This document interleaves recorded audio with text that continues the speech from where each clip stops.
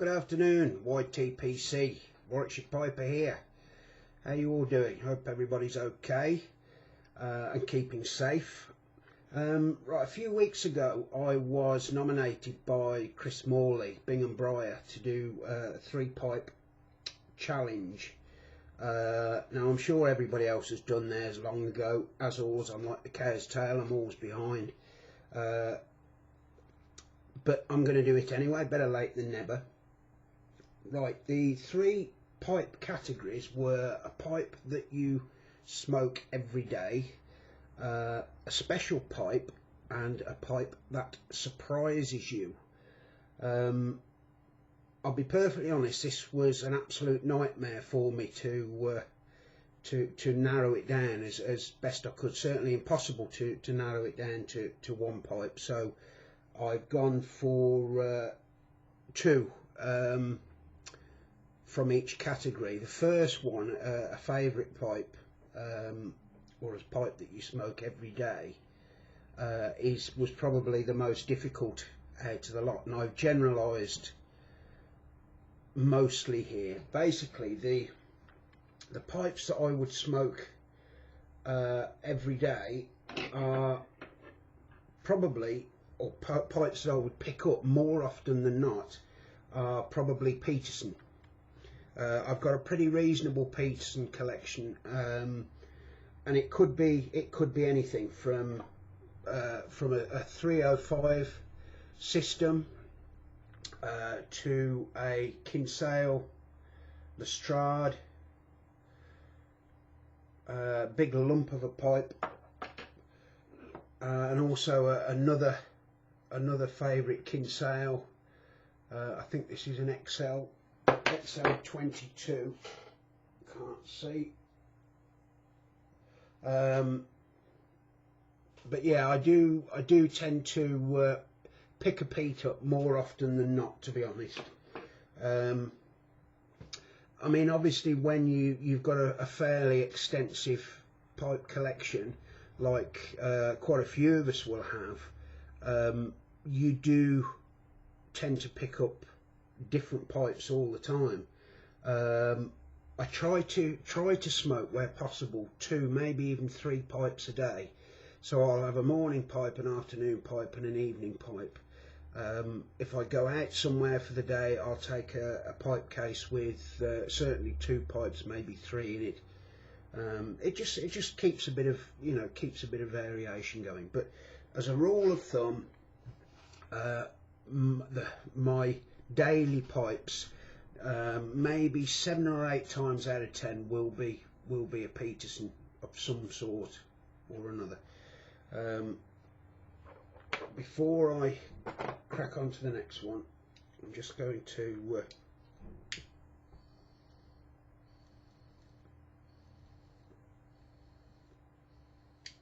light up. Housekeeping.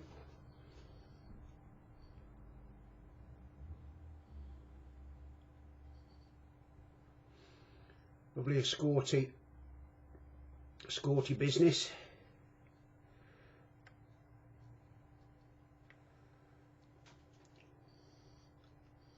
And in it,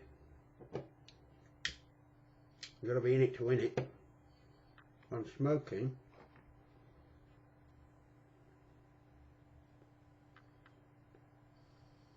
some Murray's Mellow smoking mixture from the early 1990s. This was gifted to me by one of the founders of Glossop Pipe Club, a gentleman called Roger Street, and one of my first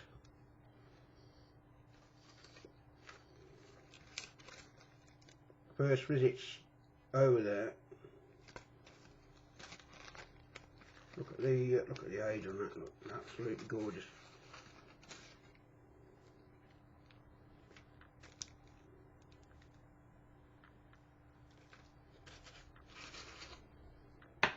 As a welcome gift, really.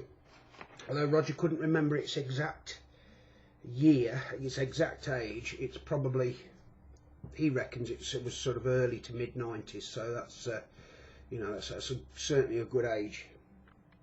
Virginia's burley and a tiny bit of Latakia, slightly Virginia and burley forward, Latakia on the back seat. Absolutely gorgeous smoke, incredibly smooth, and you can tell with the sweetness of the whole blend just what a special smoke it is.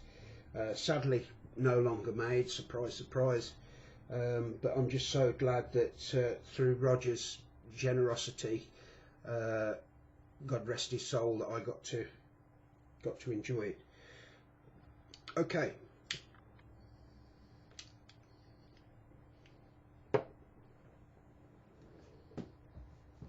Special pipes. Right, okay, two special pipes for me I've decided to pick for this, and one of them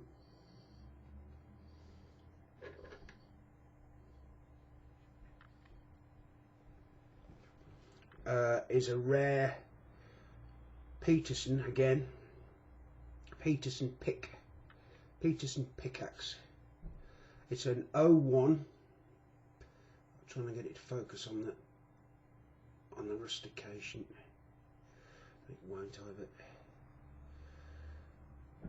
Absolutely gorgeous pipe.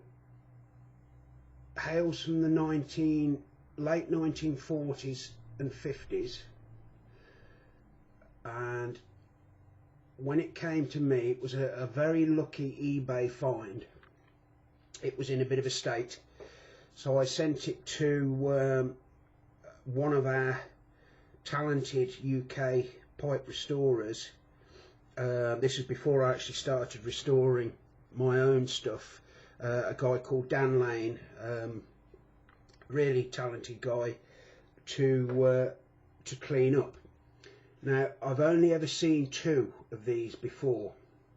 They're very sought after, very rare, and a gorgeous bit of Peterson history. Let me just play around with this focus actually a second, because it'd be nice if you could just see a little bit more detail on it.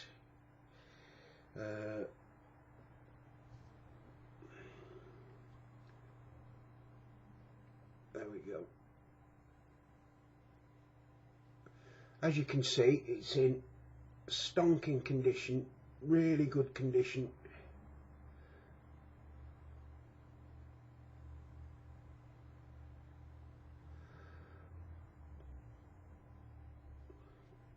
And if I can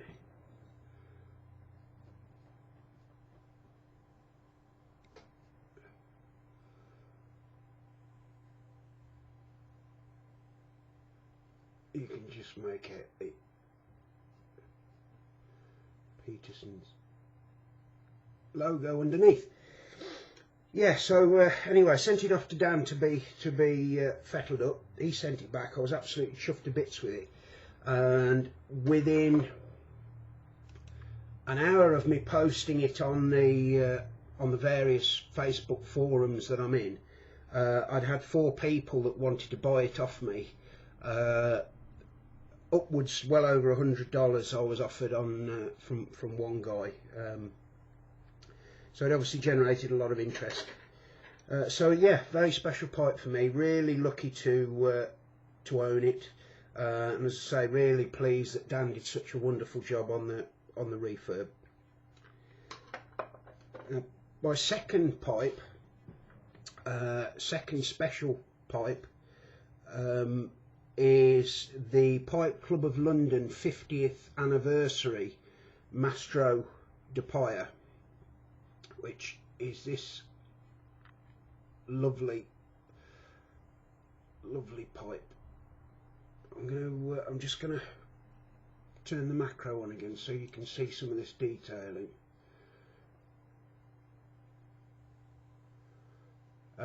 Mastro de Briar, as you will no doubt know, are Italian artisan carvers owned by a gentleman called Alberto Montini, and he was commissioned by Pipe Club of London to make our 50th anniversary pipe, 1970 to 2020. The pipe itself is 9mm, but comes with a reducer, has a silver band and a solid gold Pipe Club of London logo on the top of the silver band, soldered onto the band, and obviously you can see the Mastro de Pire sun. Absolutely fantastic smoker, as you would imagine. Very, very special pipe, because 1970 was also my birth year, so 2020 was also my 50th. Sorry, I'll put the autofocus back on. Was also my 50th birthday, so I thought, okay, it's quite an expensive pipe, but you're only 50 once, so I thought, well, I'd treat myself. And I'm certainly not disappointed. I've got several Mastros, in fact I've got quite a lot of Mastros, but it's you won't find a bad one. They are towards the top end of the pipe carving market. I wouldn't say they were at the top, but they are certainly amongst the best, sort of the Jaguar of pipe makers, I suppose you could call them. Also, not only, but also it comes with a 50th anniversary tamper, matching, made by Alberto, again, a Mastro de Pire. I've just been using it today. Again, you've got the let me turn the macro on again, the Pico logo in gold on the bottom, and a brass tamping tip, and a brass poker inside. Probably the most expensive tamper I will ever buy, hopefully, but certainly a thing of beauty. And to be honest, with the buying the pipe, I had to get the tamper, didn't I, to complete the set. Okay guys, that's let me just have a fire up again.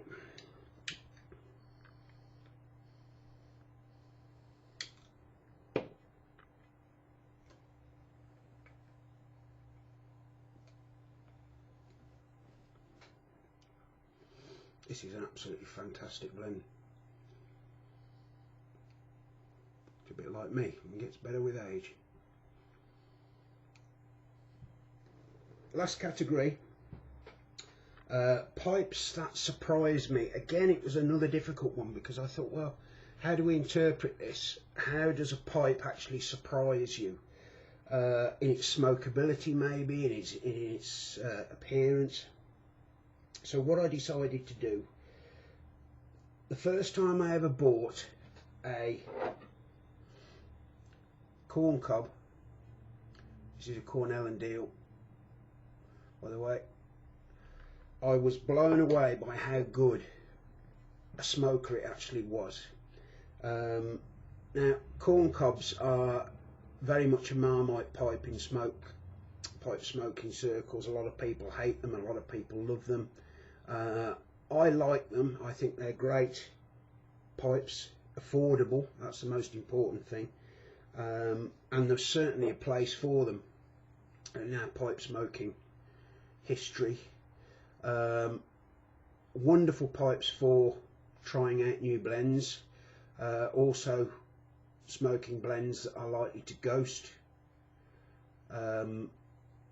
When you first smoke a cob, for the first 3, maybe 4 bowls, you will get a sweet corny type of taste, a sweet corny sweetness, which is no surprise obviously because you are smoking a corn cob. But after sort of 4 or 5 bowls, that disappears and you just get a cracking pipe.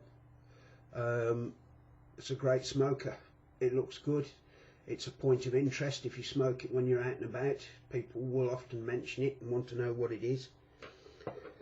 And as I say, affordable. The cheapest cobs are sort of £3-4 quid each from Missouri Meerschaum. This is a little bit more expensive because it's a Cornell deal. Made by Missouri Meerschaum. Actually, I wasn't aware of that, but there we go. Second pipe, again, another Marmite pipe that causes a lot of debate and arguments and piss taking, is a Falcon. And again, a surprisingly good pipe. Good smokers, affordable. The ability, obviously, as we all know, to change bowls and give yourself a completely new look if you wanted to. This is a universal. You can get all sorts of shapes, designs. You can bent, you can get twisted shillelaghs, different coloured shillelaghs. Meerschaum bowls, I've got one somewhere. Oh, it's buried. I'm not going to tip everything upside down to get it. So yeah, another surprising pipe, really. Although I shouldn't be too surprised, because both my dad and my granddad smoked Falcons, and a lot of our other older family members, I dare say, of your family smoked Falcons as well. But as I say, you're wide open to a piss take smoking cobs and Falcons. But as I say, there's a place for them. Very important part of our pipe smoking history. So smoke if you like them, smoke them. That's my motto. And don't give in. You know, just do what you want to do.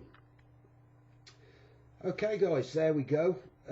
Christopher, I hope you enjoyed seeing my little selection there. I'll be back soon with another vid. I've got some tobacco on the way from various places, and my tea's gone cold. Surprise, surprise.